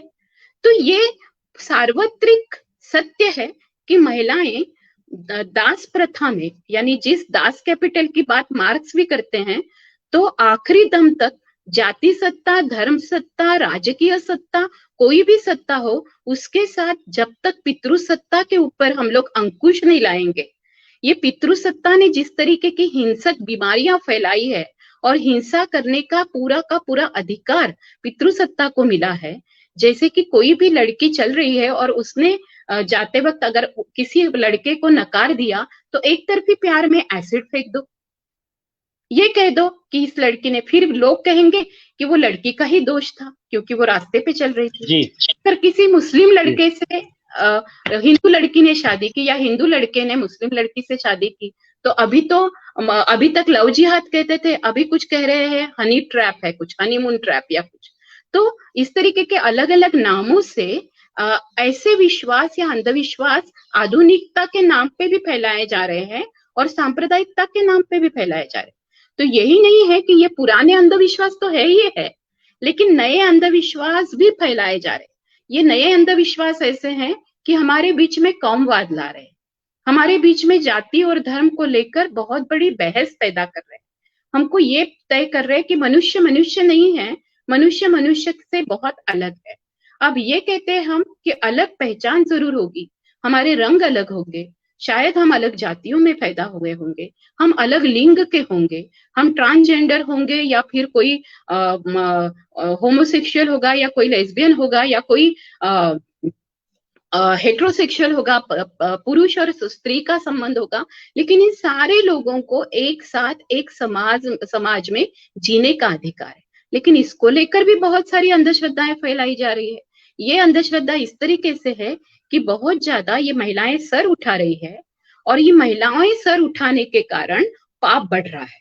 और ये पाप इस तरीके से बढ़ रहा है कि अगर शबरीमला में ये चली गई किसी मंदिर में प्रवेश कर गई, किसी चर्च में प्रवेश कर गई, किसी दरगाह में प्रवेश कर गई, किसी मस्जिद में प्रवेश कर गई, तो ये सारे जो धर्म है, इतने सुंदर धर्म, जिसमें बहुत सुंदर मालती जी ने बात रखी कि अगर धर्म के मंदिर उद्ध्वस्त हो रहे हैं, इतने कमजोर है, तो इन धर्मों की मजबूती का कारण क्या है? धर्म की मजबूती का कारण पितृसत्ता है। धर्म की मजबूती का कारण यह है कि लोगों में भेद बना के रखना, और इसलिए अंधविश्वास जितना फैलेगा उतना सिद्धि विनायक मजबूत होगा, साईं बाबा का मंदिर मजबूत होगा, उतने चर्च मजबूत होंगे। और ये धर्मों के आज कोरोना पीरियड में जब लोगों के पास पैसा नहीं, रोजगार नहीं, तब एक आदमी के पास 36,000 करोड़ रुपए की जायदाद आ जाती है, और उसका नंबर 7वां कितना है, कितना अमीर हो गया है, एक उद्योगपति, इसकी बात आती है। तो 140 करोड़ लोगों को 1-1 करोड़ बांट दो भाई, तो 36,000 करोड़ में से भी केवल 140 करोड़ ही निकलेंगे। लेकिन इस तरीके की कोई भी रचना नहीं है कि जिससे लोग अपने डिप्रेशन को, अपनी निराशा को कोई मौका दे। और उस निराशा के कारण मैं आती हूँ उस मुद्दे जिसको वैशाली जी ने छेड़ा था, मानसिक स्वास्थ्य। मानसिक स्वास्थ्य को लेकर जब तक हम बात नहीं करेंगे, ये सारी चीजें ऐसी है कि आपको लेयर्स में बांटा गया है, आपको ग्रेड्स में बांटा गया है। ग्रेडेड इनइक्वालिटी की बात जब अंबेडकर जी करते हैं, तब बाबा साहेब ने जाति को लेकर बात की, लेकिन हमारे पास हम जो बोलते हैं, हम महिलाओं के में भी इतनी ग्रेडेड इनइक्वालिटी है। हम पुरुष और स्त्री जब पति पत्नी होते हैं, भाई बहन होते हैं, तब ग्रेडेड इनइक्वालिटी है। कैसी है? तो भाई डॉक्टर बन सकता है, इंजीनियर बन सकता है, लेकिन लड़की में कितनी भी ताकत हो, वो सारी परीक्षाएं पास हुई हो, वो मेरिट में भी आई हो, लेकिन पहले उसके पास आती है शादी की बात, और उसको तुरंत अपने घर से दूसरे घर में भेजने की बात। एक बाप अपने बेटी को प्रॉपर्टी में राइट नहीं देता है, और बेटे को प्रॉपर्टी में राइट देता है, लेकिन बेटी के जन्म से लेकर प्रॉपर्टी के बाद प्रॉपर्टी देने तक उसके माथे पे शिकन आ जाती है, और बेटी को समानता के अधिकार नहीं मिलते हैं। तो जब तक महिलाओं को समानता के अधिकार नहीं मिलेंगे, तब तक ये डिप्रेशन, ये फ्रस्ट्रेशन महिलाओं में पनपता रहेगा। लेकिन इसके बावजूद भी मैं बताती हूँ कि स्टोव भड़कने से महिलाएं मरती है, और फिर उसको खुदकुशी दिखाई जाती है। लेकिन किसानों ने जितनी आत्महत्या की, लेकिन उतनी किसान महिलाओं ने नहीं की है। महिलाओं को परिस्थिति को जूझने का, और महिलाएं परिस्थिति से जूझते हुए जल, जंगल, जमीन बरकरार रखते हुए जंगलों में लड़ाई लड़ रही है। एक बात मैं बता दूं कि हमेशा हम लोगों ने एक परी कथाएं सुनी है। जब परी कथाएं सुनते हैं तो हम क्या सुनते हैं? हम ये सुनते हैं, जंगल में ना एक बूढ़ी औरत रहती थी। क्या कभी आपने सुना है कि जंगल में एक बूढ़ा रहता था? तो ये जो बूढ़ी औरत है, ये बूढ़ी औरत हमेशा रही है जंगल में, और ये जंगल में टिकी है, सारी चीजें करती है, वो जंगल को संभालती है। तो इस बूढ़ी औरत के बारे में उसको डायन या डाकिन बताना, और उसको इस तरीके से एक ज्यादा अलग शक्ति है ये बताना, ये बात बहुत भयानक है। डिप्रेशन आने के बाद की खुदकुशियों में महिलाओं का प्रमाण अभी भी बहुत कम है, लेकिन जबरदस्ती उनके ऊपर पारिवारिक हिंसाचार, सामुदायिक हिंसाचार, राज्य के हिंसाचार, बुआ बापुओं के द्वारा किया गया हिंसाचार, इसके कारण मरने वाली और उसके कारण डिप्रेस होकर मरने वाली महिलाएं ज्यादा है। तो ये समझने जैसी बात है कि किस तरीके की कठिन परिस्थितियों से जूझने वाली लड़कियों को, महिलाओं को आप अंधविश्वास का शिकार बता रहे हैं। क्या सचमुच वो केवल अंधश्रद्धा के कारण घर से बाहर निकलना चाहती है? संत मूवमेंट को ले लो, अगर आज भक्ति पंथ की बात करते हैं तो मीरा जी की बात करते हैं, अक्का महादेवी जी की बात करते हैं। अक्का महादेवी कहती है, जिसको दाढ़ी और मूंछ आए वो पुरुष है, जिसके स्तन बड़े हुए और जिसके योनि से मासिक स्राव हुआ वो स्त्री है। लेकिन दोनों का दिमाग तो एक है ना। मुझे किस आधार पर ये हे गुरु तुम मुझे नकार रहे हो? वो बसवेश्वर को भी और अनुभव मंडप पे जाके 11वीं सदी में ये सवाल करती है। तो इस देश में अंधविश्वास मिटाने वाली और ब्राह्मण सत्ता और पितृ सत्ता को नकार देने वाली महिलाएं हो चुकी है। लल्लन भी है, संत सहजो है, कितने सारे, कश्मीर की जो लल्लन भी है वो सूफियाना तरीके से एक सवाल पूछती है और सारे आदमियों की सत्ता को ललकारती है। तो अंधविश्वास के खिलाफ खड़ी होने वाली संत मीरा जब निकलती है अपने राजघराने से, तब वो रोहिदास के संत रोहिदास जो चमार है उनके साथ कदम मिलाते मिलाते जाती है और बाहर निकलती है। बुद्ध के साथ जो थेरियां निकलती है वो थेरियां प्रचारक है धम्म की। महावीर जैन के साथ 14,000 साध्वियां निकल कर पहाड़ियों से घूमती है। वो कहती है कि हम इस तरीके का खोखला वेद जो है उसको नकार कर निकली है, त्याग कर निकली है।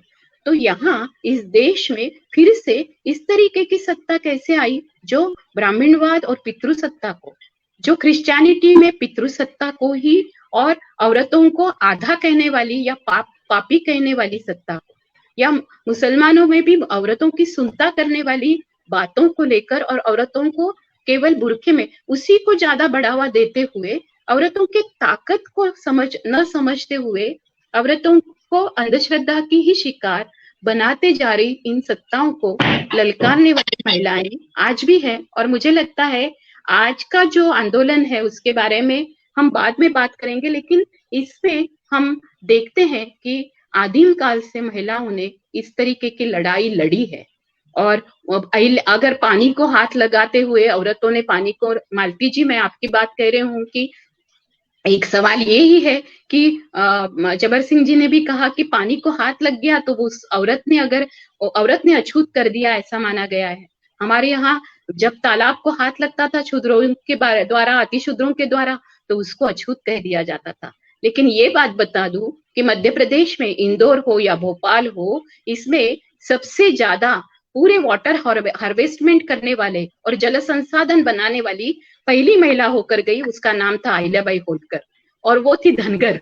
वो महिला बकरियां पालने वाली समुदाय से आती थी। इस महिला, अगर उस महिला का हाथ लगकर इतना बड़ा कांड हो जाता था तो उसका पानी ही कोई नहीं पी सकता था। तो इतने तालाब और रिसोर्सेस महिलाओं ने इस देश में खड़े किए हैं, उसको अंधश्रद्धा के इर्द गिर्द मत खड़ा करो। ये देखो कि महिलाओं ने किस तरीके की ताकत इस देश को दी है, और वो सत्ता के नाम पर आ जाएगी तो वो धर्म अगर बना देगी। आज धर्म बनाने वाली महिलाओं ने सोचा कि मैं धर्म बनाती हूँ, और अगर महिलाओं ने धर्म बनाते हुए रिवेंज की रीति या फिर कह सकते हैं कि प्रतिरोध की, प्रतिकार की नीति अपनाई तो क्या होगा। नहीं, हम लोग करुणा, मानवता, मानव अधिकार की बात करते हैं, तो महिलाएं अगर धर्म लिखेगी तो वो जरूर अलग तरीके से लिखेगी। वो सत्ता और हिंसा के आधार पर बनने वाला धर्म नहीं लिखेगी। ये मुझे विश्वास इसलिए है कि मैं ऐसे आंदोलनों से जुड़ी हूँ जहाँ करुणा, मानवता, अहिंसा और प्रज्ञा, विवेक और ज्ञान, इसको लेकर ज्यादा बात होती है। सत्ता से भी ज्यादा बात होती है डिसेमिनेशन, उसका वितरण, रीडिस्ट्रीब्यूशन, जैसे कि नैन्सी फ्रेजर कहती है कि रिकॉग्निशन और रीडिस्ट्रीब्यूशन। तो ये वाली बातें जब तक नहीं होगी तब तक अंधविश्वास को हम दूर कैसे करेंगे, और हम सबको उसके लिए जूझना पड़ेगा।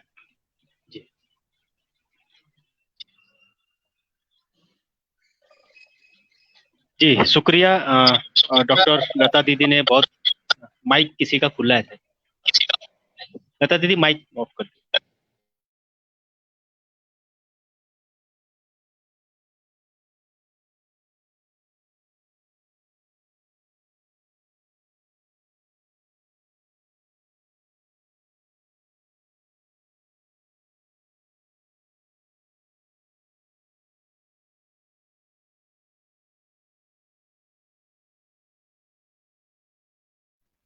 जबर सिंह जी आपकी आवाज नहीं आ रही।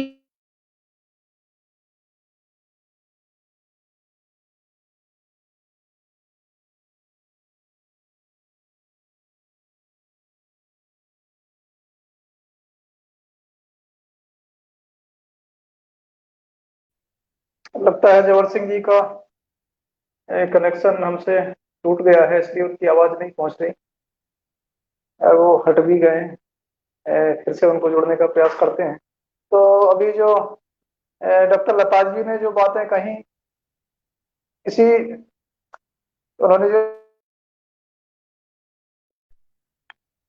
आगे बढ़ाने के लिए मैं डॉक्टर वैशाली जी से अनुरोध करूंगा कि वो इस और जो कुछ जोड़ना चाहें या जो वो कहना चाहती हैं इस परिप्रेक्ष्य में, वो अपनी बात रखें।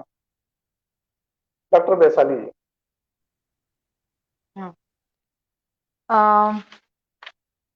क्योंकि लगभग लता जी ने सारे ही पॉइंट्स कवर किए हैं।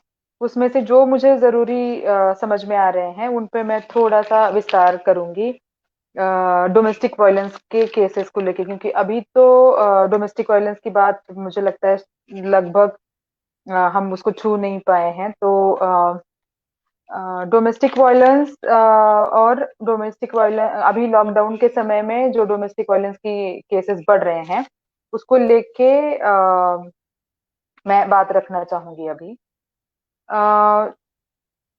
जैसे रिडिस्ट्रीब्यूशन की बात अभी लता जी ने की और रिकग्निशन की बात जो हुई वो सबसे जरूरी है डोमेस्टिक स्फीयर को अगर बात करें तो। और इसमें अभी के सिचुएशन में जब घर में ही हिंसा हो रही है, मतलब घर ही आपके लिए असुरक्षित जगह बन जाती है, तब क्या? और लॉकडाउन के समय में जब आप घर से बाहर नहीं निकल सकते,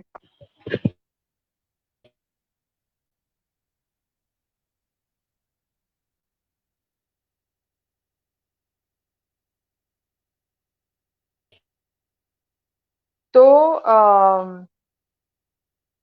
समस्या कैसे गहराती हैं इस पर मैं बात रखूंगी। क्योंकि अभी ट्रांसपोर्टेशन नहीं है, सोशल कनेक्शन नहीं है, तो किसी भी महिला पे अगर घर में ही हिंसाचार होता है तो वो ना लीगल सिस्टम को एक्सेस कर पाती है, ना वो सोशल सपोर्ट स्ट्रक्चर को एक्सेस कर पाती हैं।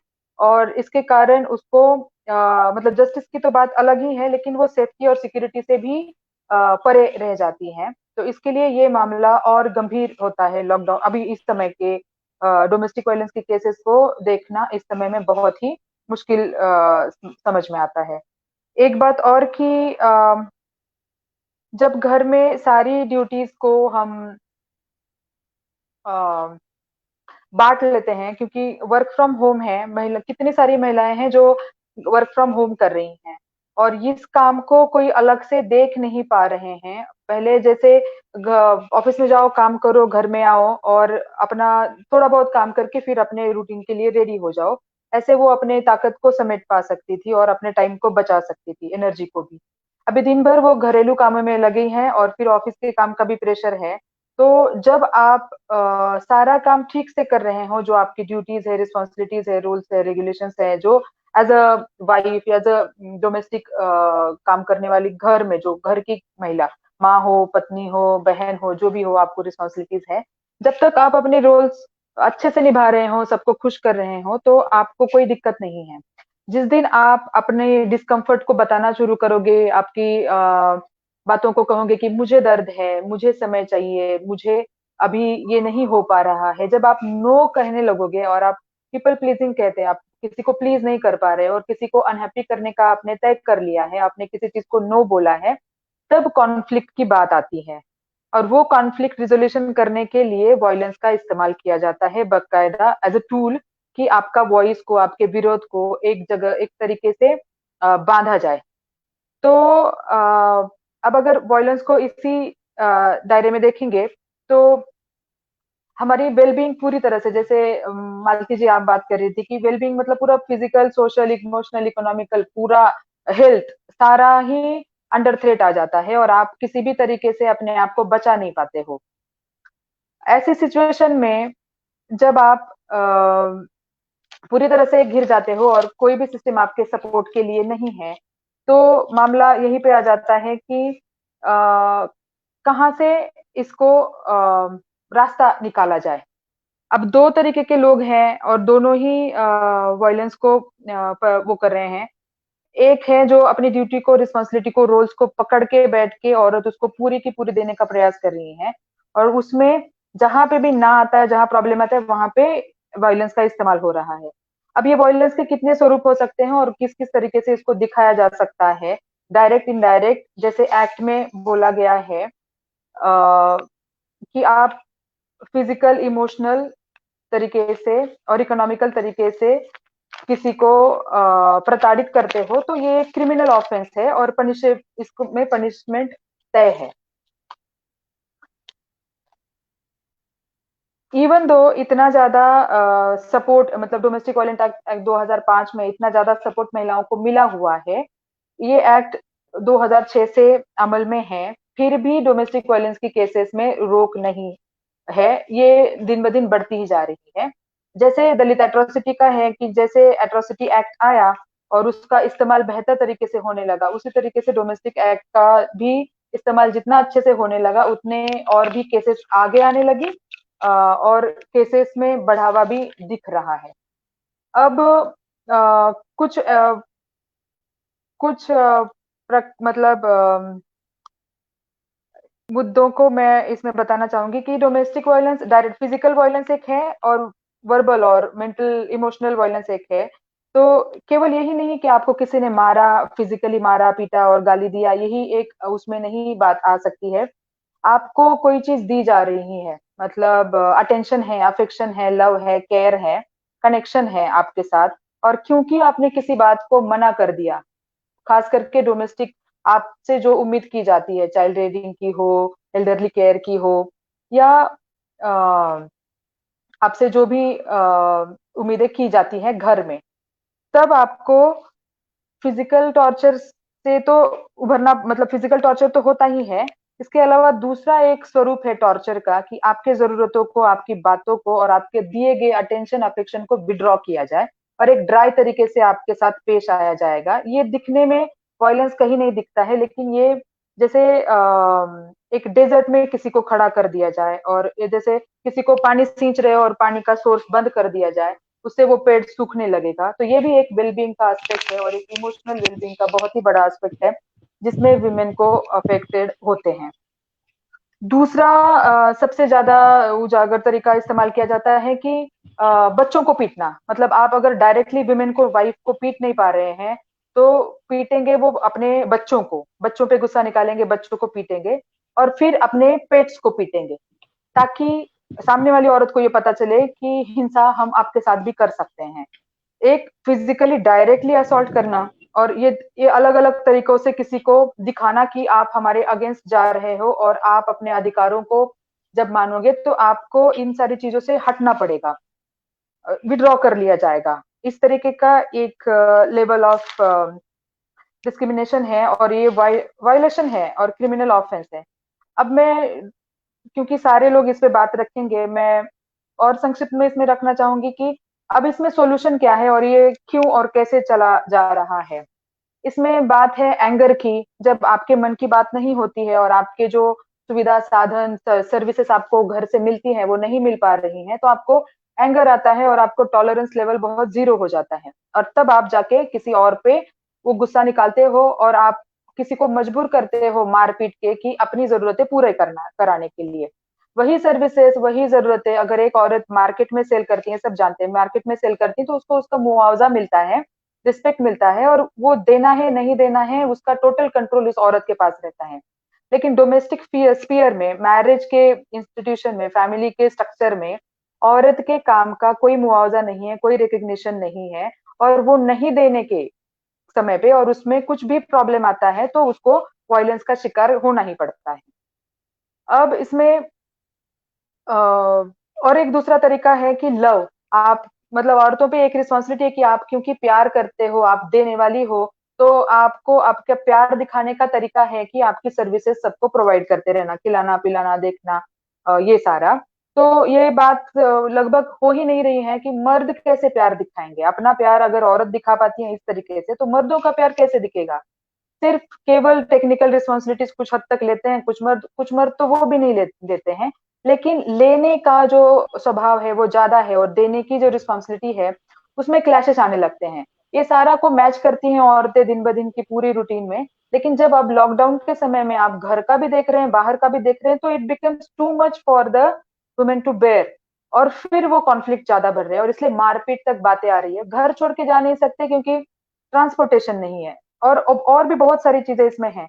इवन दो कोपिंग मैकेनिज्म्स है, लता दीदी ने जैसे बताया कि सर्वाइवल है, लोग उसमें भी एडजस्टमेंट कर रहे हैं, तरीके ढूंढ रहे हैं, और ये विमेन का हमेशा से रहा है कि जितनी भी भयंकर स्थिति हो उसमें वो कुछ ना कुछ तरीके निकाल के सर्वाइव करते हैं। लेकिन फिर भी वो अपना एक इंडिविजुअल लेवल पे सर्वाइवल का चीज हो, लेकिन एज ए सोसाइटी हमें उसके लिए एक अलग तरीके से स्ट्रेंथनिंग करना जरूरी होगा। और इसमें मैं एक कह सकते हैं कि प्रेडिक्शन हो कि बेहतर सोसाइटी कैसे हो।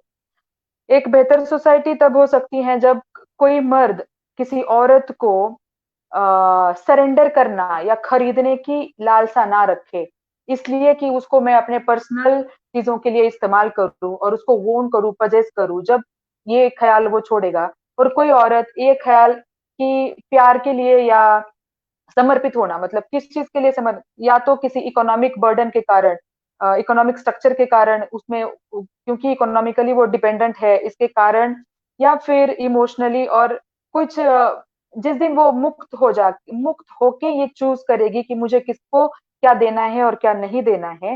ये दो लेवल पे औरत और मर्द अगर कुछ हद तक एक अच्छा बेहतरीन उदाहरण दे पाएंगे, तो मुझे लगता है कि डोमेस्टिक और आउटसाइड हाउस जो स्पेयर है वो शेयर करने का एक म्यूचुअल बेनिफिशियरी तरीका हो सकता है। क्योंकि जो दो लोग एक साथ रहने का सोचते हैं तो वो एक म्यूचुअल डिसीजन होता है, लेकिन म्यूचुअल बेनिफिशियरी नहीं होता है।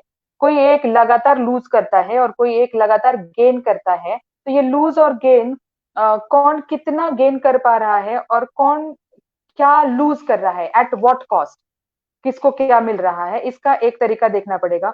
औरतों के लिए मुझे लगता है, क्योंकि साइकोलॉजी की इससे मैं बात कर रही हूँ, तो औरतों को एक लिमिटेशन रखना चाहिए कि लिस्ट ऑफ नॉन बेयरेबल नॉन निगोशिएबल्स, कि कौन सी चीज मैं किसी भी हद में, चाहे उसका कितना भी बड़ा रीजन हो, कौन सी चीज को मैं टॉलरेट नहीं कर सकती, उसका एक हेल्दी बाउंड्री आपस में बनाना बहुत जरूरी है और उसको फॉलो करना बहुत जरूरी है। जिस समय ये हेल्दी बाउंड्री, मतलब डिग्निटी, प्राइड, प्रेस्टीज आपका चैलेंज हो जाता है, उसको ब्रेक करना बहुत ही जरूरी है और वहां आवाज उठाना बहुत जरूरी है। और इस पर्सनल आवाज को पब्लिक और मतलब बाहर की स्पेयर ने सपोर्ट करना बहुत जरूरी है। तो इस तरीके से ये डोमेस्टिक वायलेंस के केसेस को मैं अभी देख रही हूँ।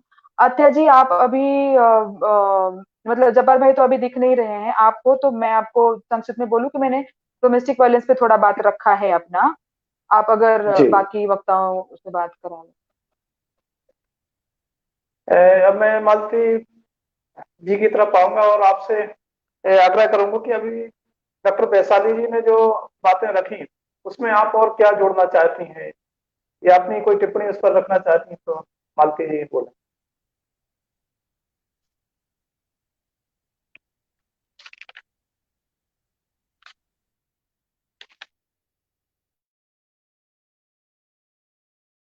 मुझे बस ये इसमें जोड़ना है कि हम मतलब जो पुरुष है, वायलेंस की जो भावना आती है या जो रिएक्ट करता है, वो उसमें 90% पुरुष करता है। तो ये जो वायलेंस की भावना आती कहाँ से है? वो आती है कि वो सुपीरियर है और जो मेरी अर्धांगिनी है वो मेरे से कम है और मैं ब्रेड विनर हूँ और ये मेरे लिए खाना पका के देना ये इसका धर्म है, इसकी रिस्पॉन्सिबिलिटी है।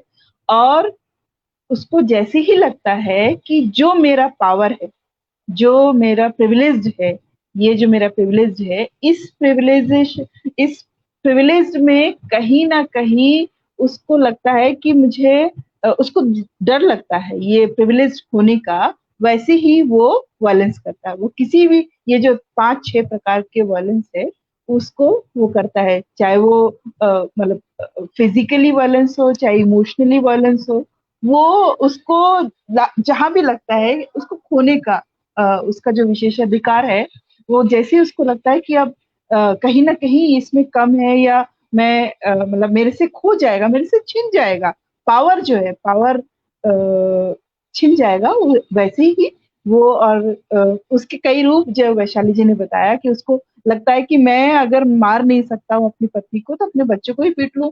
अच्छा, बच्चों को नहीं पीट सकता तो अपने जानवरों को ही पीट लूं, जिससे उसको इनडायरेक्टली ये मैसेज पहुंच जाएगा कि देख अगर मैं तेरे को भी मार सकता हूँ और इतना। तो ये जो पावर गेम है, मुझे लगता है कि सारा का सारा जो है वो गोलमोल होकर के पितृसत्ता, धर्म और ये जो चीजें हैं ये सब एक दूसरे से कनेक्टेड है और सब ही यही स्थापित करना चाहते हैं कि पुरुष पुरुष है, मतलब वो बड़ा है और महिलाएं कम है। यही एक मैसेज सारी की सारी जो परिघटनाएं हैं, सारे के जो सारे गतिविधियां हैं, एक्टिविटीज हैं, वो यही एक संदेश देना चाहते हैं कि हम बड़े हैं, हम पावरफुल है और तुम्हारे पास पावर नहीं है। हर है भी तो हम नहीं देना चाहते, क्योंकि अगर तुमको पावर मिल जाएगी, अगर जो प्राकृतिक पावर तुम्हारे पास है उसका तुम्हें अगर एहसास हो जाएगा तो हमारी सत्ता तो गई, हमारी तो ये जो इतने सदियों से हमने जो राज किया है वो तो सब खत्म हो जाएगा। तो मुझे लगता है कि जो पुरुष और जो धर्म है वो अपनी पावर को बचाने के लिए ये सब सारी गतिविधियां करता है। वो डायरेक्टली करता है, कभी इनडायरेक्टली करता है और उसके लिए पूरा जाल बिछाता है। मुझे बस इतना ही इसमें कहना है।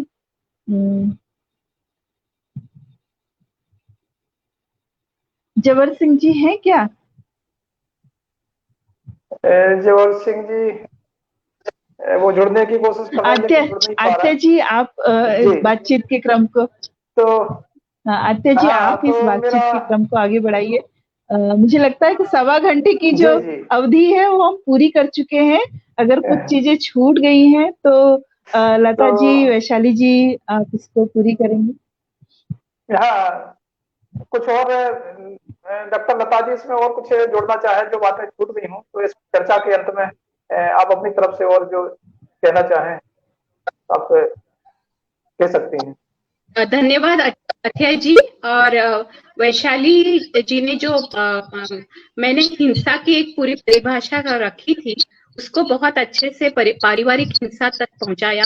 मालती जी ने उसको पारिवारिक हिंसा में पुरुषों के हाथ में जो पावर है और महिलाओं का शक्ति, एक्चुअली उसको शक्ति कहा गया है इस देश में, औरतों को शक्ति कहा गया है, लेकिन उसको ज्यादा से ज्यादा शक्तिहीन बताने की बात हुई है। तो पावर नाम की जो सत्ता है और सत्ताहीन और सत्ता के बीच का ये संबंध है। और वैशाली जी ने जो पारिवारिक हिंसा की बात की वो आज के इसको जोड़ के मैं समापन करना चाहूंगी और आप बाद में उसको संयोजक के नाते उसको खत्म कर सकते हैं। लेकिन समापन में मैं 2 बातें जोड़ना चाहती हूँ।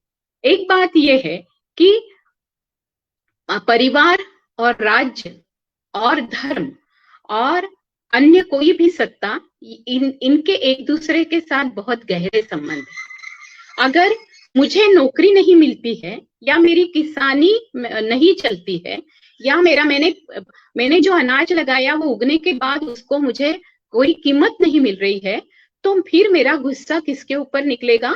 तो वो औरत के ऊपर निकलेगा और वो मैं कहूंगा कि औरत के माँ पिताजी ने मुझे दहेज देना चाहिए। ये भी मैं करूंगा कि औरत बोलेगी कि मेरे ऊपर जो हिंसा हो रही है, तो जैसे वैशाली जी ने कहा, तो उसमें केवल पुरुष नहीं वाहक होता है हिंसा का, औरतें भी होती है, क्योंकि औरतों के हाथ में माँ होने की, बहन होने की, बड़ी बहन होने की या फिर सास होने की सत्ता पितृसत्ता देती है। और उसके कारण पारिवारिक हिंसा में महिलाओं की भी उतनी शिरकत होती है जिसमें पितृसत्ता उनको पुरुषों को फायदा हो इस तरीके के इसमें जुड़ाव देती है।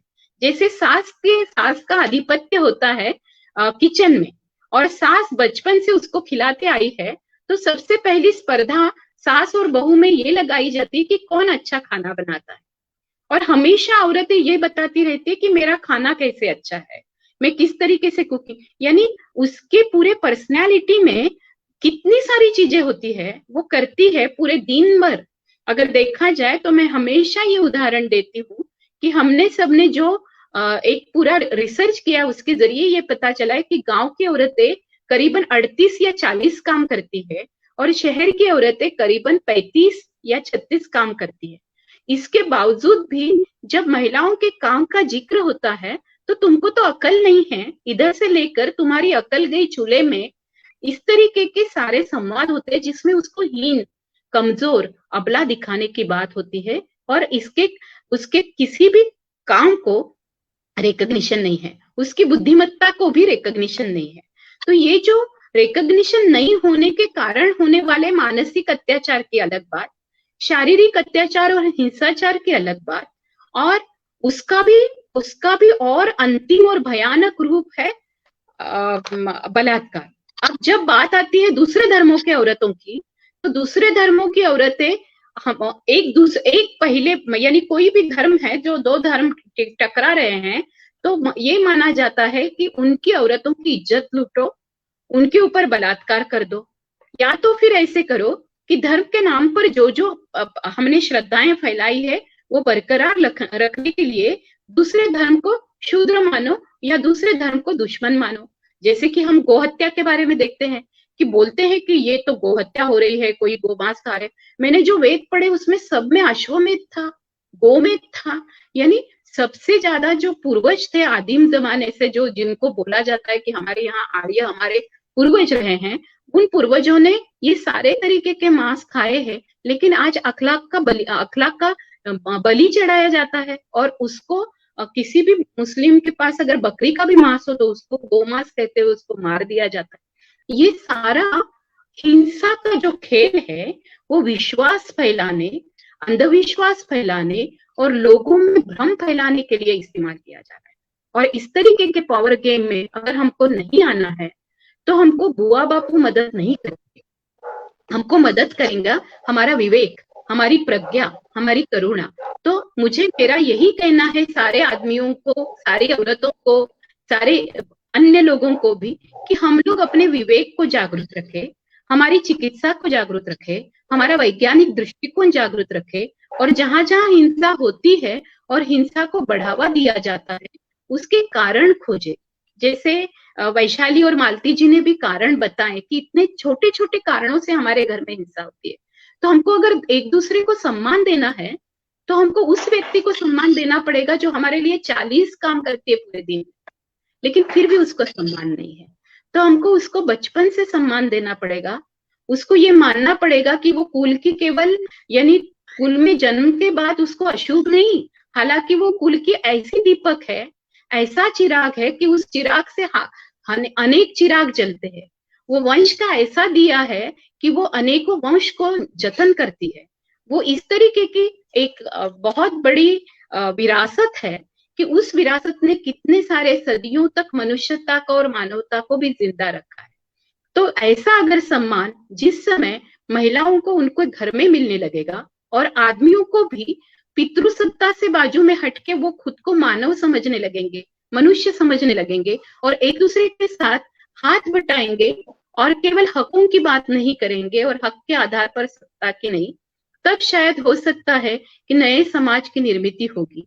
बचपन से कहना पड़ेगा, जैसे हम कहते हैं कि लड़की ना लड़के से कम, तो लड़के को भी बताना पड़ेगा कि बच्चे तू भी ना थोड़ा सा घर का काम कर ही ले, और ये काम करना कोई गलत बात नहीं है। और लड़की को बताना पड़ेगा कि तुम्हारे लिए 7वीं के बाद भी मैदान सारे खुले हैं, तुम कितना भी खेल सकती हो, अपनी पूरे आजन्म खेल सकती हो। तो इस तरीके की दोनों को छूट और दोनों की घर के काम या राज्य के काम या फिर नागरिकता के काम बनाने के लिए दोनों को एक जैसे नियम लगाने की जरूरत होगी। धर्म सत्ता और पितृसत्ता का यह जो खेल चल रहा है उसके कारण जो अंधविश्वास फैल रहा है। आखिरी में कह दूं कि जो डोमेस्टिक वायलेंस कानून की बात, 2005 के पारिवारिक हिंसा कानून की बात, या फिर एट्रोसिटी एक्ट के बारे में वैशाली जी ने बात की, वैसा एक और कानून आया है, वो है अंधश्रद्धा के खिलाफ का कानून। उसके लिए बहुत जंग लड़नी पड़ी है, उसके लिए बिल को पारित करने के लिए बहुत लड़ाई करनी पड़ी। दाभोलकर जी जब गए, उनका कत्ल हुआ, तो यही अंधविश्वास वाला कानून लाने की बात हुई थी। अब ये अंधविश्वास के खिलाफ वाले कानून को लेकर हमको एक अलग जंग लड़नी पड़ेगी और उसमें इस तरीके की सुरक्षा उन महिलाओं को, उन आदमियों को दी जानी चाहिए जो मानसिक तरीके से बहुत कमजोर किए जा रहे हैं इन सत्ता के द्वारा। और इस सत्ता के द्वारा अगर वो मानसिक दृष्टि से कमजोर किए जा रहे हैं तो उनको लड़ने का बल भी हम जो लोग आज लोक सत्ता मानते हैं उन सारे लोक सत्ता को, जनसत्ता को है कि उनको इस तरीके का मानसिक धीरज दिया जाए।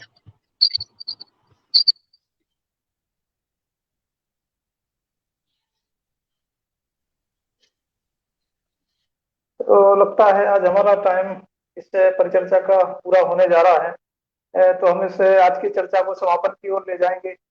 आज के इस परिचर्चा में डॉक्टर लता जी, डॉक्टर वैशाली जी और मालती जी ने घरेलू हिंसा और उससे उत्पन्न होने वाले अंधविश्वासों के से उत्पन्न होने वाली घरेलू हिंसा और उसके लिए बने कानूनों पर आपने विस्तार से अपनी बात रखी। और जैसा कि अभी आपने कहा कि अंधविश्वास के खिलाफ जो एक कानून महाराष्ट्र में बना है, हमें लगता है कि इस तरह का कानून पूरे देश के लिए हर राज्य में बनना चाहिए, ताकि अंधविश्वास के द्वारा जो महिलाओं के ऊपर हिंसा होती है और अन्य तरह की जो हिंसा पैदा होती है उस पर रोक लगाई जा सके। हमारे आज के बहुत सारे श्रोताओं ने आपकी इस चर्चा पर टिप्पणी की है, तो मैं उनके भी कुछ श्रोताओं के नाम पढ़ना चाहूंगा। इसमें सुरेश झुरमुरे जी हैं, मंजू महाराष्ट्र हैं, अंधश्रद्धा निर्मूलन समिति उसके कार्यकारी अध्यक्ष हैं। उन्होंने भी इस आपकी चर्चा को बहुत ही सराहनीय बताया है। साथ ही श्री राम सेन जी हैं, रीता धर्मरथ जी हैं, RS वर्मा जी हैं, डॉक्टर किरण आठिया हैं। इस तरह से हमारे बहुत सारे सुनने वालों ने आपकी जो आज अपनी बात रखी है उसके लिए बहुत सराहा है और समाज के लिए बहुत उपयोगी बातचीत आज के इस कार्यक्रम की चर्चा को बताया है। तो आप लोगों ने आज के इस कार्यक्रम में भाग लिया, अपनी बात रखी, इसके लिए हम बहुजन संवाद की ओर से तीनों मेहमानों का बहुत बहुत स्वागत और आपका शुक्रिया अदा करना चाहते हैं। और हम उम्मीद करते हैं कि हमारा जो बहुजन समाज है उसको कैसे जागरूक किया जाए, उसको कैसे जो है अंधविश्वास से मुक्त किया जाए, उसके लिए आपका मार्गदर्शन है हम लोगों के लिए सदैव मिलता रहेगा और हम लोग इस दिशा में जो है समाज के लिए कुछ अपना योगदान कर सकेंगे। इसी उम्मीद के साथ एक बार फिर से आपका शुक्रिया और आज का कार्यक्रम हम यही समाप्त करना चाहते हैं। जबर सिंह जी जो है नेटवर्क की प्रॉब्लम की वजह से हमारे साथ लास्ट में नहीं जुड़ पाए, तो मैं उनको भी धन्यवाद देना चाहूंगा। तो आज का कार्यक्रम यही समाप्त करते हैं। जय भीम, लाल सलाम। सभी साथियों को जय भीम।